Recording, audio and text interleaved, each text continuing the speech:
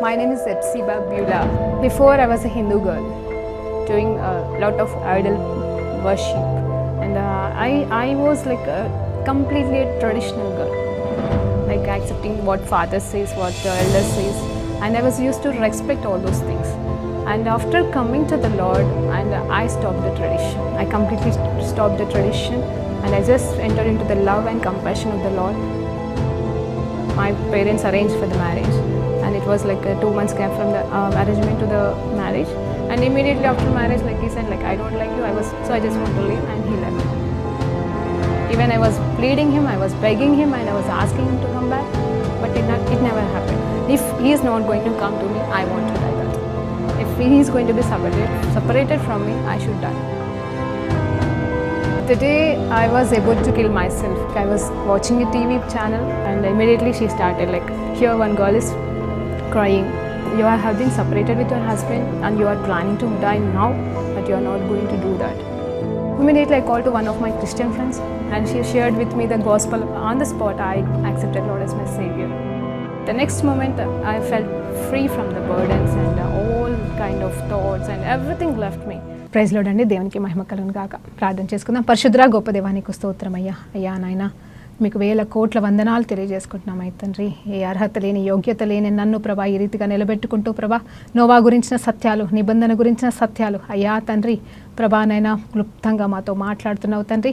ఈరోజు ఈ 5వ భాగంగా ప్రభా నోవా చరిత్రను మేము ముగిస్తుంటుండగా మాతో మాట్లాడండి అయ్యా తండ్రి. మాకైతే ఏమీ తెలియదు, కానీ బోధించేవాడు నీవు పరిశుద్ధాత్మదేవాన్ని ఆహ్వానిస్తుండగా మీరే సహాయం చేయమని, వింటున్న బిడ్డల్ని మాట్లాడుతున్న నన్ను ఆశీర్వదించమని యేసుక్రీస్తు నామమున ప్రార్థనతో పెట్టుకుంటూ పొదుకుచున్నాము తండ్రి. ఆమేన్. ప్రైజ్ లార్డ్ అండి. దేవునికి మహిమ కలుగును గాక. మరి ఈరోజు దేవాది దేవుడు మనకిస్తున్న ఈ చివరి అంశం, అంటే ఈ రోజుకి ఈ నోవా చరిత్రలోకి వెళ్ళి ఏంటంటే 10వ అధ్యాయం అండి. అది కూడా మరి తన కుమారుల గురించి, అలాగే మరి తన మరణం గురించి, అలాగే తర్వాత తన వంశావళిలో ఉన్న కొన్ని సత్యాలు మనము క్లుప్తంగా నేర్చుకుందామండి. మరి అవన్నీ కూడా చెప్పేంత జ్ఞానం నాకు లేదు, కానీ మరి క్లుప్తంగా మనం సింపుల్గా ధ్యానిద్దాం. దేవుడే మనకి సహాయం చేయను గాక. నాతో పాటు కాదు, మీరు కూడా చదవండి. తర్వాత కూడా మీరు చదివి ధ్యానిస్తే ఇంకా దేవుడు మీకు సంపూర్ణ సత్యాలు బోధిస్తాడని నేను నమ్ముతున్నానండి. దేవునికి మహిమ కలుగును గాక. మరి మొదటిగా 9వ అధ్యాయం చివరి 4 వచనాలు కూడా మరలా ధ్యానిద్దామండి. 20 నుండి చదువుదాము. నోవాహు వ్యవసాయము చేయని ఆరంభించి ద్రాక్ష తోట వేసెను. పిమ్మట ద్రాక్షారసము త్రాగి మత్తుడై తన గుడారములో వస్త్రహీనుడిగా నుండెను. అప్పుడు కానానుకు తండ్రి అయిన హాము తన తండ్రి వస్త్రహీనుడై ఉండుట చూచి బయటనున్న తన 2 సహోదరులకు ఆ సంగతి తెలిపెను. అప్పుడు షేమును యాఫేతును వస్త్రము ఒకటి తీసుకుని తమ 2 భుజముల మీద వేసుకొని వెనుకకు నడిచి వెళ్ళి తమ తండ్రి దిశమొలను కప్పిరి. వారి ముఖములు వెనుక తట్టు ఉండట వలన తమ తండ్రి దిశమొలను చూడలేదు. అప్పుడు నోవాహు మత్తుడై ఉండి మేలుకొని తన చిన్న కుమారుడు చేసిన దానిని తెలుసుకొని కనాను శపించబడిన వాడై తన సహోదరులకు దాసుడగునుగాక అనెను. అలాగే మరియు అతడు షేము దేవుడైన యెహోవా స్తుతింపబడును గాక. కానాను అతనికి దాసుడగును. దేవుడు యాఫేతును విశాలపరుచును. అతడు షేము గుడారంలో నివసించును. అతనికి కనాను దాసుడగునని అనెను. ఆ జలప్రలయము గతించిన తర్వాత నోవాహు 380 ఏండ్లు బ్రతికెను. నోవాహు బ్రతికిన దినములన్నీయు 980 ఏండ్లు. అప్పుడు అతడు మృతి పొందెను. దేవునికి మహిమ కలుగును గాక. దీని తర్వాత 10వ అధ్యాయంలో కూడా కొన్ని సత్యాలు మనం ధ్యానిద్దామండి. అయితే ఇక్కడ చూసినప్పుడు మనం నిన్న ధ్యానించినట్టుగా దేవుడు గొప్ప రెస్టరేషన్ చేశాడు. భూలోకంలో ఉన్న మరి ఆ అంటే భూమి శపించబడిన భూమి ప్రళయం వలన శుద్ధీకరించబడటం వలన మరి ఆదాముకి అప్పచెప్పిన వ్యవసాయాన్ని మరలా నోవా చేయడం అనేది ఆరంభించండి. అప్పటి వరకు నోవా ఏం చేశాడో మనకు తెలియదండి. వ్యవసాయం లేదని కాదు, కానీ నిజమైన దీవెన పంట లేకపోవచ్చని నేను అనుకుంటున్నాను. అయితే మరి శుద్ధీకరించబడిన తర్వాత భూమిని మరి సాగుపరచడానికి వ్యవసాయాన్ని నోవా ఎన్నుకొని నోవా వ్యవసాయం చేస్తున్నాడు. అలాగే అంత మాత్రమే కాదు, ద్రాక్ష తోటను కూడా వేసినప్పుడు మరి ఒకరోజు ఆ ద్రాక్ష రసము బాగా తాగి మత్తుడై పడిపోయాడు. అంటే తను ఎంత మత్తుడైపోయాడంటే తన బట్టలు కూడా విడిపోయినట్టుగా మరి ఆ బైబిల్ చెప్తుందండి. అంటే ఆ సిచ్యువేషన్లో మరి తన కుమారుడైన ఎవరండి, ఆయన కానాను తండ్రి అంట. జాగ్రత్తగా వినండి. ఎందుకు ఇది నేను చదువుతున్నానంటే మనకి మరి బైబిల్లో ఉన్న సత్యాలు చెప్పడానికి మాత్రమే నేను చెప్తున్నానండి. అతను ఎవరు అని అంటే హాము అనే కుమారుడు. మరి ఆ కుమారుడు తన తండ్రిని మరి ఆ రీతిగా చూసినప్పుడు వెంటనే వెళ్ళి తన అన్నదమ్ములకి మరి విషయం చెప్తాడంట. నాన్న ఇట్లా బట్టలు ఇప్పుకొని పడిపోయి ఉన్నాడు అని చెప్పినప్పుడు వెంటనే వారు వెళ్ళి మరి తన ముఖము చూడకుండా, తనని చూడకుండా వెనక్కి వెళ్ళి మరి బట్టలు కప్పేస్తారని మరి అక్కడ బైబిల్ చెప్తుంది. ఆ తర్వాత చూస్తే మరి నోవాహు మేలుకు వచ్చిన తర్వాత వాళ్ళ కుమారుడు చేసినది, హాము అనే కుమారుడు చేసినది చూసి అంటే అపహసించాడేమోనండి. ఒట్టిగా చూస్తే ప్రాబ్లం ఏం లేదు, కానీ అక్కడ ఏంటంటే చూసి మరి అలా చెప్పకూడదు కదండి. తనే కప్పేసి వెళ్ళాల్సిందేమో, తనే కప్పేస్తే అక్కడ బాధ ఉండేది కాదు. కానీ తను మత్తుడై ఉన్నప్పుడు అలా జరుగుతున్నప్పుడు మరి వాళ్ళ అన్న వాళ్ళ దగ్గరికి వెళ్ళి మరి తన గురించి మరి ఎలా హేళన చేస్తున్నాడేమో, లేకపోతే మరి తప్పుగా మాట్లాడుంటాడేమో అని నాకు అనిపించింది. దాన్ని బట్టి మరి ఆ తండ్రికి కోపం వచ్చేసి అక్కడ కుమారుడిని శపించడం ఆరంభించాడు. చూడండి, నిజం చెప్పాలంటే తల్లిదండ్రులు దీవించాలండి, కానీ మరి ఇక్కడ శపించే స్థితికి ఆ కుమారుడు తెచ్చుకున్నాడు. అది కూడా ఎలా శపిస్తున్నాడు తెలుసా? ఈ హాము యొక్క కుమారుడే కానాన్ అండి. మనం ఇప్పుడు కానాను దేశం అంటాం. కానాను మరి నిజమే, ఇప్పుడైతే వాగ్దాన దేశమే మరి, ఎందుకంటే నోవా కొడుకు నుండి వచ్చిన వాడే కాబట్టి. కానీ నిజం చెప్పాలంటే కానాను ఒకప్పుడు శత్రువుల సమూహంలో ఉంది. అంటే మళ్ళీ వాళ్ళు ఎవరో కాదండి, నోవా సంతానమే. కానాను అయినా ఫిలిస్తీన్లైనా మరి ఎవరైనా సరే మరి అందరూ కూడా దేవుని బిడ్డలే, దేవుని సంతానమే. ఇక్కడ నోవా నుండి వచ్చిన వాళ్ళే. ప్రతి రాజ్యము, ప్రతి దేశము, అది భారతదేశమే కావచ్చు, భారతదేశంలో ఉన్న చిన్న కుగ్రామమే కావచ్చు, ప్రతిదీ కూడా ఏ మతము, ఏ భాష, ఏ విగ్రహారాధనలో ఉన్నవారైనా సరే ఈ లోకంలో ఉన్నది అంతా కూడా నోవా నుండి వచ్చిన వారే అని గుర్తుపెట్టుకోండి ఈరోజు. అయితే నోవా నుండి వచ్చిన ఆ కానాను అంటే మనవడవుతాడండి. ఆ మనవడిని మరి ఆ స్థలాన్ని శపించడం అనేది జరిగింది. ఏది? హాము చేసిన ఆ తప్పును బట్టి.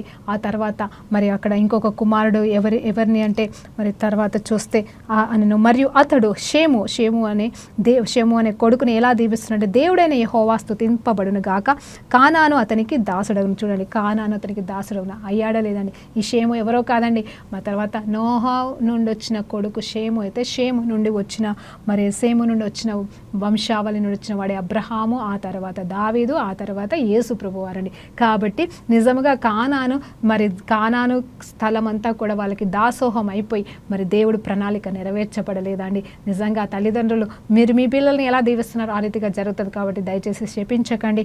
ఒకవేళ వాళ్ళు తప్పు చేస్తే క్షమించండి. యేసు ప్రభు మనల్ని క్షమించినట్టుగా దేవునికి మహిమ కలుగును గాక. అంటే ఇది దేవుని ప్రణాళికనే అనుకోండి. దేవుడు యాఫేతును ఇంకో కుమారుణ్ణి విశాలపరుచును, అతని సేము గుడారములో నివసించును, అతనికి కానాను దాసుడగునని అనెను. చూడు, మరి తను కూడా మంచి పని చేశాడు. కానీ ఇక్కడ మరి ఈ యాఫేతు అనే వ్యక్తి మరి ఎవరితో ఉండాలి? సేముతో కలిసిమెలిసి ఉండాలి అని చెప్తూ, కానీ కానాను మాత్రం మరలా ఏం చేయాలి? మరి ఇతనికి కూడా దాసుడైపోవాలి. ఇక్కడ ఏంటంటే కానాను అంటే అని ఈ కుమారుడు ఎవరండి? మరి హాము కుమారుడు. మరి హాము సంతానము ఈ మిగతా ఇద్దరి అన్నదమ్ముల సంతానానికి దాసులుగా మరి ఇక్కడ ఆశీర్వాదం అనేది అంటే ఒక శాపంలాగా, ఒక శిక్షలాగా, శాపం అనకూడదేమో ఒక శిక్షలాగా మరి అక్కడ వచ్చి ఉన్నదండి. ఆ తర్వాత చూస్తే ఆ జలప్రళయం అయిపోయిన తర్వాత నోహవు మరలా మరి 350 ఏండ్లు బ్రతికి ఉన్నట్టుగా. మరి ఆ తర్వాత మరి నోహవు బ్రతికిన కంప్లీట్ దినములు 950 సంవత్సరాలు అటండి. 950 సంవత్సరాలు బ్రతికి ఆ తర్వాత అతను నిద్రించినట్టుగా బైబిల్ చెప్తుంది. దేవునికి మహిమ కలుగును గాక. చూడండి, ఇక్కడ వంశావళి విషయంలో మరి తన కుమారులు 3 గురించి మనం ఇట్లా ధ్యానించాము. అందులో ఒకడు మరి కానాన్ అయి ఉన్నాడు అని చెప్పేసి ధ్యానించుకున్నాం. అయితే 10వ అధ్యాయంలో మరి చూస్తే 12 వచనాలు 32 వచనాలు ఉన్నాయండి. ఈ 32 వచనాలలో నేను అంతా చదవలేను, ఎందుకంటే ఇవన్నీ కూడా మరి ఒక్కొక్క ఓన్లీ నోవా అంటే నోవానే కదండి ఇంకా మూలరాయి, ఇక్కడ మూల పురుషుడిగా ఉన్నాడు ఆదాము తర్వాత. కాబట్టి తన నుండి వచ్చిన ప్రతి వంశావళి గురించి, అలాగే బాబేలు పర్వతం అంటే బాబేలు పర్వతం గురించి అంటే మనం ఆ శిఖరము గురించి మనకు తెలుసు. ఆ బాబేలు విషయంలో కూడా అక్కడికి ఎక్కి వాళ్ళు కట్టింది అదంతా కూడా అతను కూడా ఒక వ్యక్తి అయి ఉన్నాడు. ఆ వ్యక్తి ఎవరో కదండి, ఈ నోవాకి ఒక మనవడైపోతూ ఉంటాడంట. సో ఆ స్థలంలో అంటే ఆ పేరు పట్టబడిన ఆ స్థలంలో వాళ్ళు కట్టినప్పుడు నిజం చెప్పాలి వీళ్ళందరికీ ఏముందంటే ఒకటే భాష ఉంది, ఎందుకంటే ఒకే తండ్రి కొడుకులు కాబట్టి అందరికీ ఒకటే భాష ఉంది. అందులోనే గొప్ప గొప్ప వాళ్ళు తయారవుతున్నారు, బలవంతులు తయారవుతున్నారు. మళ్ళా పాపం విస్తరించబడుతుంది. 6వ అధ్యాయంలో చూసిన పాపాలు మళ్ళా ఇక్కడ కూడా మరలా ఎక్కడండి 10వ అధ్యాయంలోనే మరి వస్తున్నాయి. మరి దేవుడైతే ఒక మాట చెప్పాడు, నేను గతంలో కూడా చెప్పాను, ఆదాముని దేవుడు దీవించింది విస్తరించు, ఫలించు, అభివృద్ధి పొందు అన్నాడు. అలాగే మహిమను కూడా ఇచ్చి ఉన్నాడు. ఇది దేవుని మహిమ. అయితే మరి పాపంలో పడినప్పుడు, త్రోసి వేసినప్పుడు దేవుడు మహిమని మాత్రమే ఆదాము నుండి తీసుకున్నాడు. సహవాసము అనేది దూరమైందేమో కానీ దేవుడు మాట్లాడుతున్నాడు, అలాగే దేవుడు దర్శిస్తున్నాడు. అలాగే ఆ దీవెన ఏదైతే మల్టిప్లికేషన్ ఆశీర్వాదం అనేది ఉందో అది మాత్రం దేవుడు వెనక్కి తీసుకోలేదన్నట్టుగా ఇక్కడ కూడా దేవాది దేవుడు మరలా వీళ్ళు తప్పు చేస్తూ పాపాలు చేస్తూ మళ్ళా ఆ వంశవాళ్ళు అలా పోతున్నా కూడా దేవుడు ఆ విస్తరణ మల్టిప్లికేషన్ అనేది చెప్పిన ఆ మొదటి మాట మాత్రం ఎట్టి పరిస్థితుల్లో దేవుడు వెనక్కి తీసుకోలేదండి.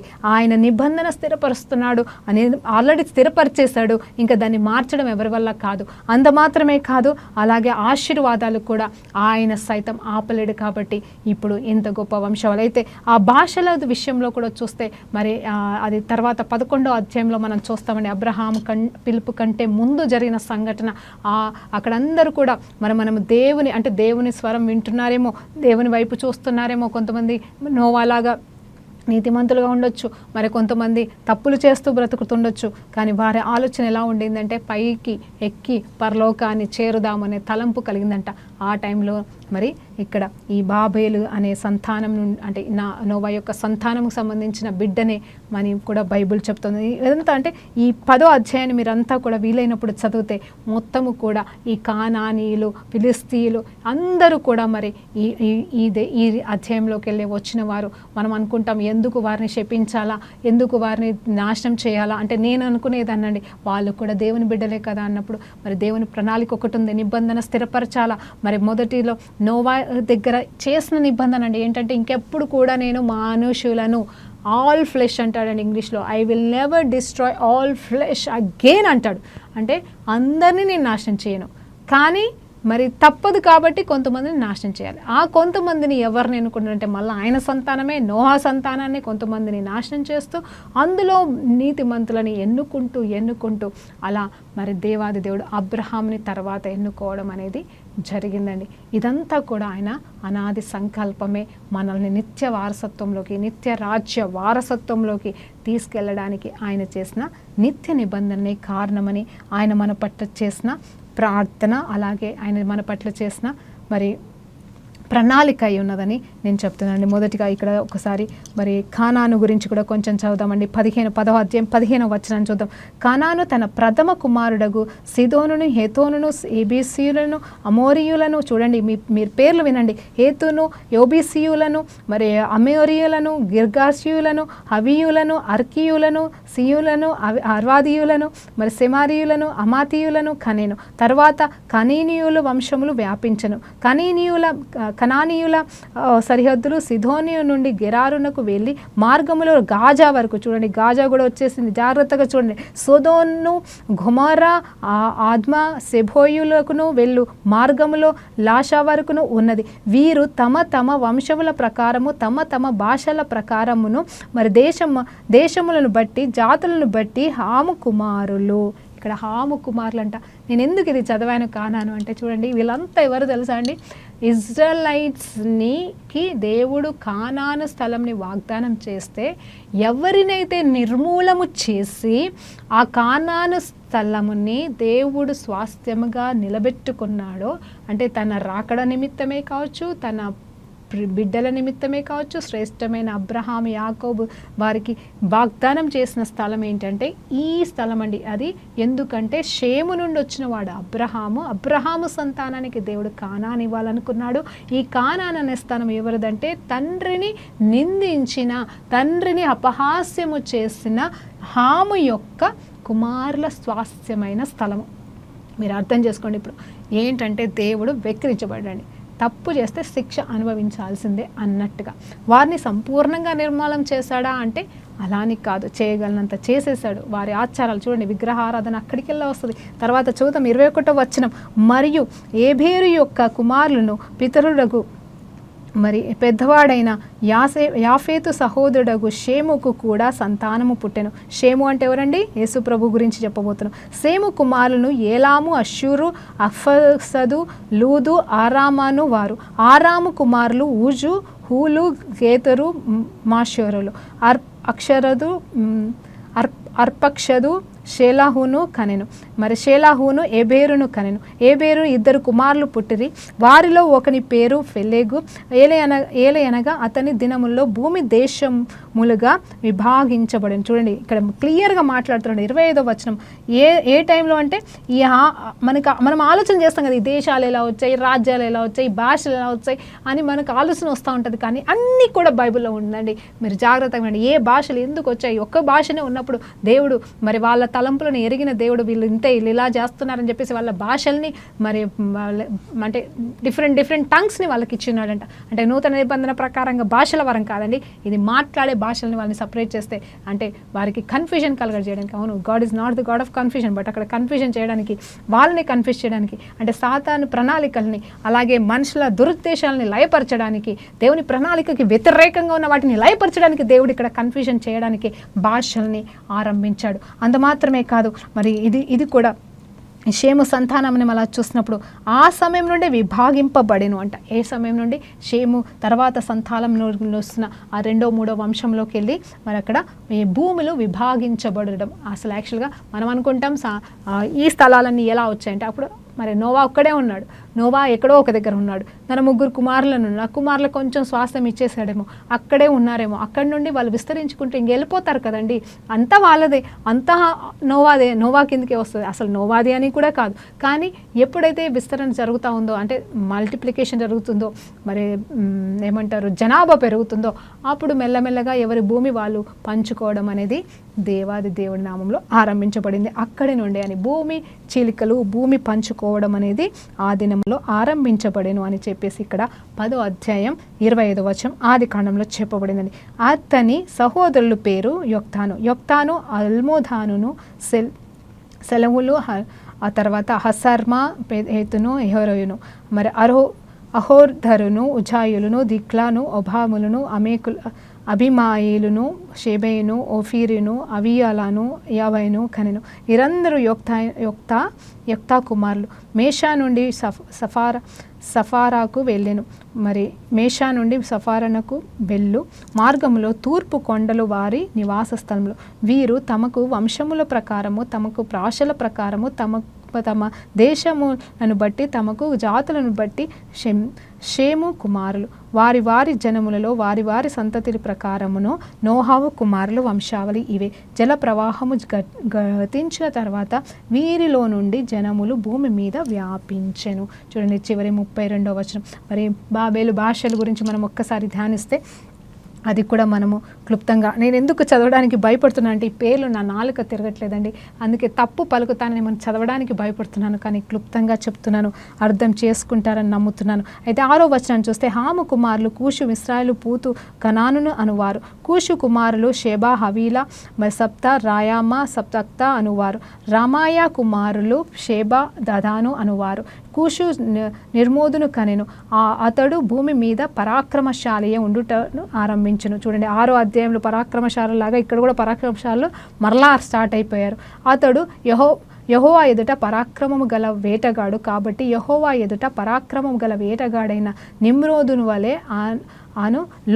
లోకోక్తి కలదు. నిషియారు దేశంలో బాబేలు ఎర్రెకు అక్కడు కల్కే అను పట్టణములు అతని రాజ్యమును మొదలు. చూడండి ఇక్కడ ఎవరండి?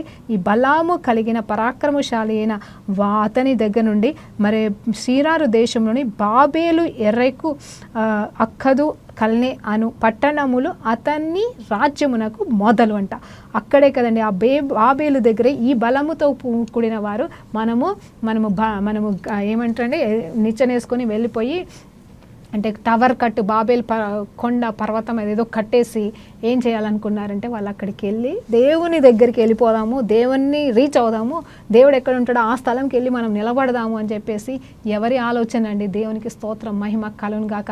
సాతాను యొక్క లూసిఫర్ గాడి ఆలోచన కలిగి అలా వెళ్ళాలని చూసినప్పుడు 11వ అధ్యాయంలో రాయబడి ఉంటుందండి. అంటే ఇదంతటికి కారణం వీరే అని నేను చెప్తున్నాను. అప్పుడు దేవుడికి కోపం వచ్చేసి వీళ్ళు ఇంతే, వీళ్ళు మాటలు ఇంతే, వీళ్ళకందరికీ ఒకే భాష ఉంది కాబట్టి ఇలా అంటే ఒకరినొకరు సిద్ధపరచుకుంటున్నారు కాబట్టి వీళ్ళ భాషల్ని కన్ఫ్యూజ్ చేస్తానని కొత్త భాషలు అక్కడే వచ్చినప్పుడు వాళ్ళంతా కూడా ఎటోళ్ళు అటు స్కాటర్ అయిపోయి ఇంకా ఏ భాష మాట్లాడే వాళ్ళు ఆ భాషకు అటు సపరేట్గా వెళ్ళిపోయి ఆ తర్వాత వాళ్ళుగానే భూములు విభాగించుకొని అలా మరే విస్తరణ అనేది జరిగిందండి. అదంతా కూడా దేవుడు మంచి కోసమే చేశాడు. అలాగే నాశనానికి చెప్పకుండా ఉండడానికి, ఆయన నిబంధనని నిత్యం స్థిరపరచడానికి, మేలు కొరకే, మానవాళి మేలు కొరకే ఆయన ఇచ్చి ఉన్నాడని నమ్ముతున్నాను. కానీ మనుషుల ఆలోచనలు చెడ్డవని వాటిని నాశనం చేస్తూనే దేవుడు నడిచాడండి. ఆ తర్వాత చూస్తే ఆ రాజ్యమును మొదలు ఆ దేశంలో నుండి అశ్షూరులు బయలుదేరి వెళ్ళి చూడండి నినేవియాను, రహోబోతీయులను, కాహలామును, నినేవియాకు కాలములకును మధ్యనున్న రేసేను కట్టించను. ఇదే ఆ మహా పట్టణము. మిస్రాయిలు, లూధీయులను, అనామీయులను, లెహాబీయులను, నఫ్తీయులను, మరి పత్రిసీయులను, కల్స్లీయులను, కఫోలీయులను కనెను. ఫిలిస్తీయులు, క్లస్లు, హీలాహిములను వచ్చిన వారు. దేవునికి స్తోత్రం కలుగును గాక. మరి ఈ రీతిగా దేవాది దేవుడు ఎన్నో మాటలు ఎన్నో మనము నేర్చుకోవచ్చండి. ఆయన మనతో మాట్లాడును గాక. మరి 11వ అధ్యాయం చివరి వచనంలో చూసినప్పుడు ఆ షేము నుండి వచ్చిన వాడే మరి అబ్రహాము యొక్క తండ్రి అయిన హారాను అయి ఉంటాడు. ఆ తర్వాత హారాను నుండి మరి దేవాది దేవుడు అబ్రహాముని మరి పిలుచుకున్నాడు అని చెప్పేసి మనకి తెలుసండి. ఇంత గొప్ప సత్యాలు మనము దేవుడి నుండి మరి నేర్చుకోవాల్సిన వారంగా ఉన్నామా లేదా చెప్పండి. మీరు ఆలోచన చేయండి. ఈరోజు నిజంగా మరి నేను మాటలు దానిలాగా ఉన్నానండి. నాకైతే ఏమీ తెలియదు, కానీ దేవుడు ప్రేరేపిస్తేనే మరి నోవా చరిత్రను ఒకసారి ధ్యానించమన్నప్పుడు క్లుప్తంగా, అంటే నిజం చెప్పాలంటే ఇంకా సమయం ఉంటే ఇంకెక్కువ చెప్పొచ్చేమో, అంటే నాకేదో తెలుసని కాదండి, చెప్పాలంటే ఇంకా నేను పూర్తిగా ధ్యానించలేము, ఇంకా నేను చెప్పగలిగినంత చెప్పలేదేమో, ఇంకా ఎన్నో సత్యాలు ఈ 4 అధ్యాయాలండి. అవునండి, 6, 7 అంటే 5 అధ్యాయాల్లో 5 భాగాలుగా నేను చెప్పుకుంటూ వచ్చానేమో, కానీ నిజం చెప్పాలంటే నిజమైన బైబిల్ మూలమంతా కూడా అందరము ఎప్పుడు చూసినా ఆది కాండంనే మనం మొదలు పెట్టుకుంటాం. కానీ ఆది కాండంలో కూడా ఏమంటారంటే అంత చీకటి ఉంది.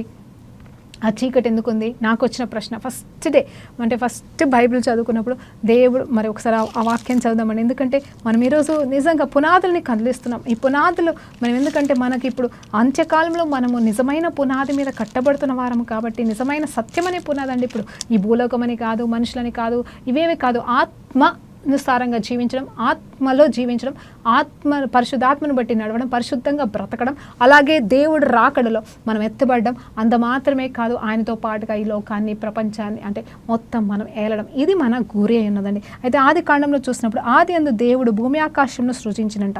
అయితే భూమి నిరాకారంగాను శూన్యముగాను ఉండెను, చీకటి అగాధ జలముల పైన కమ్మి ఉండెను, దేవుని ఆత్మ జలములపై అల్లాడుచుండు. ఈ మొదటి 2 వచనాలు చూస్తే దేవుడు సృష్టించాడు.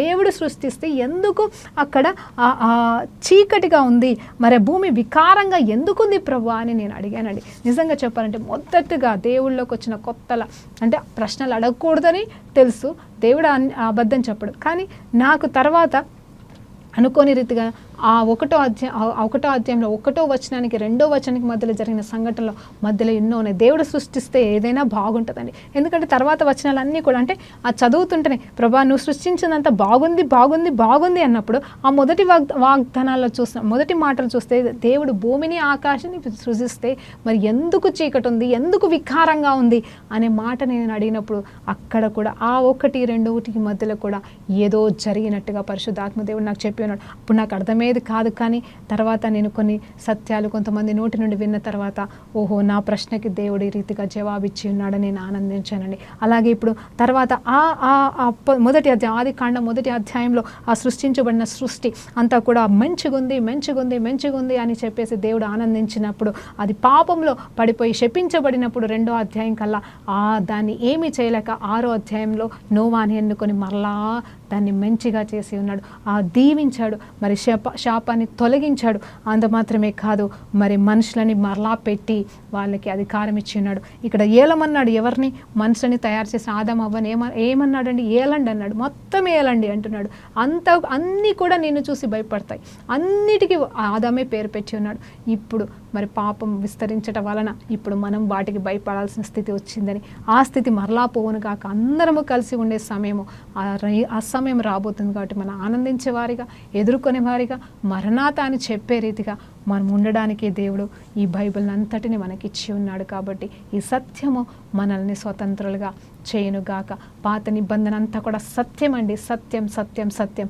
ఆ తర్వాత కృపతో కూడా నిండబడిన సత్యం, ఆ తర్వాత కృపాసత్య సంపూర్ణుడిగా యేసుప్రభు వచ్చిన తర్వాత ఆయన వాక్యమై ఉన్నాడు. కాబట్టి ఈ వాక్యాన్ని ధ్యానించిన ఎడల మనకి దీవెనంట.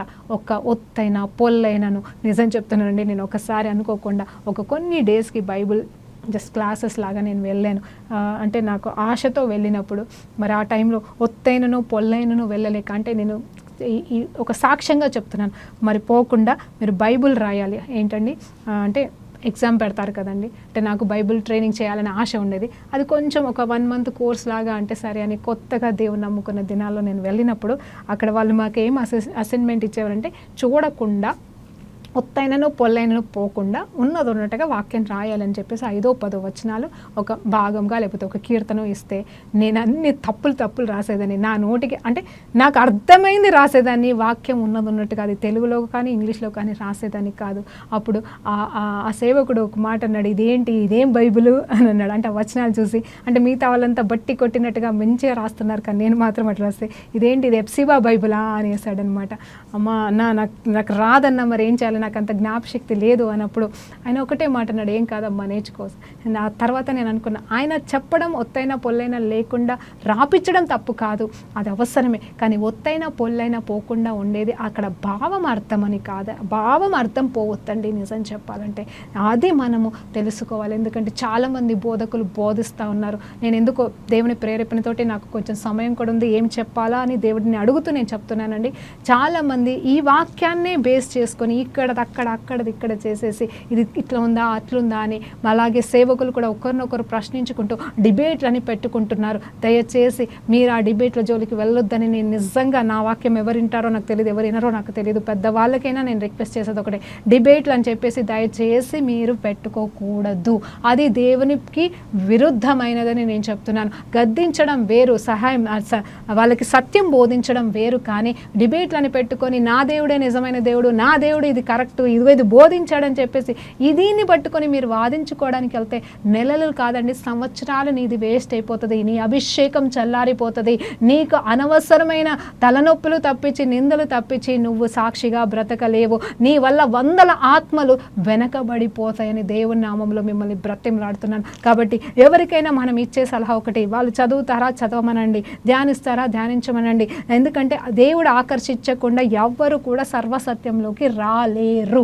మనం ఎన్ని డిబేట్లు పెట్టుకున్నా జరగదు. క్రైస్తవులు నిజంగా పెద్ద సేవకులు సైతం చిన్నవాళ్ళు సైతం పెద్దవాళ్ళని దూషించుకోవడమే జీవితం అయిపోయింది. సమయం లేదండి తండ్రి, దేవుడి నామంలో చెప్తున్నాను, మనకి సమయం లేదని సాతానికి తెలుసు. సాతాను గడికి సమయం లేదని వాడికి తెలుసు. కాబట్టి మన సమయాన్ని దొంగలిస్తున్నాడు. మనం ఇప్పుడు ఆత్మల పంట కొయ్యాలి. కోత విస్తారంగా ఉంది, ఆ కోతని మనము కొయ్యవలసిన వారంగా ఉన్నామని దేవుని పేరిట మీకు జ్ఞాపకం చేస్తున్నాను. ఈ మాట నేను ఎన్నోసార్లు చెప్తాను, ఈరోజు మళ్ళీ చెప్తున్నాను. సత్యము ఎప్పుడు కూడా అసత్యము కాదు, అసత్యం ఎప్పుడు కూడా సత్యము కాదు. కాబట్టి ఈ సత్యాన్ని అనుసరించి వారిగా మనం బ్రతికినప్పుడు, ఇతరుల కోసం ఏమి చేయలేనప్పుడు ప్రార్థన చేస్తే, ఇదిగో నువ్వు ఎవరికైనా సత్యం బయలుపరచబడాలని నువ్వు కోరుకున్నప్పుడు వారితో వాదించడం మానేసి వారి కోసం నువ్వు ప్రార్థన చేస్తే దేవుడు ఏదో ఒక రూపంలో దర్శిస్తాడు. పౌలు కోసము మరి ఎవరు ప్రార్థించలేరా అంటే ఎవరు ప్రార్థించలేదు, కానీ దేవాది దేవుడు దర్శించాడు. అలాగే మరి పౌలు లాంటి వాళ్ళు, అంటే సౌలు పౌలుగా మారిన మూర్ఖులు లాంటి వాళ్ళు ఉండొచ్చండి లోకంలో, కానీ వారిని మార్చడం మన పని కానప్పుడు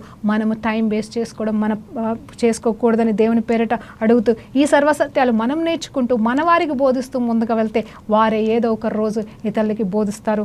సర్వలోకము కూడా దేవునిలోకి రావాల్సింది. ఎందుకంటే నువ్వు నేను సేవ చేసినా చేయకపోయినా, నేను నువ్వు స్వార్థ ప్రకటించిన ఆయన నిత్య నిబంధనని నిత్యము ఆయన ఆదాము నుండి నోవా కాలం వరకు స్థిరపరిచినప్పుడు, ఆ తర్వాత అబ్రహాం ద్వారా మరలా నూతనీకరించినట్టుగా, మళ్ళా దావీదు ద్వారా నూతనీకరించినట్టుగా, యేసు ప్రభు ద్వారానే సంపూర్ణంగా దాన్ని కంప్లీట్గా నూతనీకరించినప్పుడు మరి ఈ కాలంలో దేవుడు ఎందుకు దాన్ని ఆపివేస్తాడని మీకు దేవుని పేరిట చెప్తున్నాను. ఖచ్చితంగా ప్రతి ఒక్క మోకాలు వంగాల్సిందే, ప్రతి ఒక్క నాలుక యేసే దేవుడని ఒప్పుకోవాలని ఏషియా గ్రంథంలో ఆయన ఒట్టేసుకొని చెప్తున్నానని ప్రవచనాత్మకంగా ఉన్న మాట పొల్లు పోదని యేసు పేరిట జ్ఞాపకం చేస్తున్నాడు. మరి దేవాది దేవుడు ఈ నోవా చరిత్రలోకి వెళ్ళి మనకి ఎంతో నేర్పించాడు. ఇంకా ధ్యానిద్దాం. మీలైన పడాల ఒక సువార్తలాగా, ఒక నిజంగా చెప్తాను, నాకు ప్రేరేపణ కలుగుతుంది. ఎలా అంటే ఒక సువార్తని, ఒక కీర్తనని, లేకపోతే ఎలా ధ్యానిస్తాం అలాగే నోవా చరిత్రని మనం అప్పుడప్పుడు మరి చదువుతూ ఉంటే మనకి ఎన్నో సత్యాలు, ఇంకా ఎన్నో గొప్ప సత్యాలు మర్మాలు దేవుడు బోధించునుగా. కానీ ప్రార్థనతో ముగించుకుందాం. పరిశుద్ధుడా గొప్ప దేవానికి స్తోత్రం, స్తుతి, మహిమ, ఘనతయు ప్రభావం చెల్లించుకుంటున్నాం నాయన. అయ్యా అల్పురాల్ని, అయోగ్యరాల్ని ప్రభా, అయ్యా తండ్రి మా ప్రభా మాటలు కూడా సరిగా రాని నన్ను ప్రభా ఈ రీతిగా నువ్వు వాడుకుంటున్నావు అంటే అది కేవలం నీ కృప. అయ్యా నాతో పాటుగా వింటున్న ప్రతి బిడ్డను కూడా రాబోయే కాలంలో సత్యాలతో ప్రభా నాయన బిడ్డల్ని నింపి ఎంతో మందికి సత్య బోధ చేసేవారిగా వారిని చేయమని బ్రతిమలాడుతూ యేసుక్రీస్తు నామములో నీ నిత్య నిబంధన మాతో చేసిన దేవా, నీ నిత్య రాజ్యంలో మమ్మల్ని అందరినీ జ్ఞాపకం చేసుకోమని, ఏ ఒక్కరు నశించడని చిత్తము కాదనే సత్యం అయ్యా నాయన. ఈ భూలోకంలో ఉన్న ప్రతి బిడ్డతోనైనా నో తండ్రి అయ్యా, కేవలం మనుషులతో మాత్రమే కాదు జీవరాశులతో ప్రభా అయ్యా నువ్వు చేసుకున్న నిబంధన స్థిరపరచులాగా నాయన గొప్ప కార్యములు నువ్వు ఏర్పాటు చేసిన సువార్త కార్యములు జరిపించమని యేసుక్రీస్తు నామములో ప్రార్థన వేడుకుంటూ సమర్పిస్తున్నాము తండ్రి. ఆమేన్. ప్రైజ్ లార్డ్ అండి. దేవునికి మహిమ కలుగును గాక.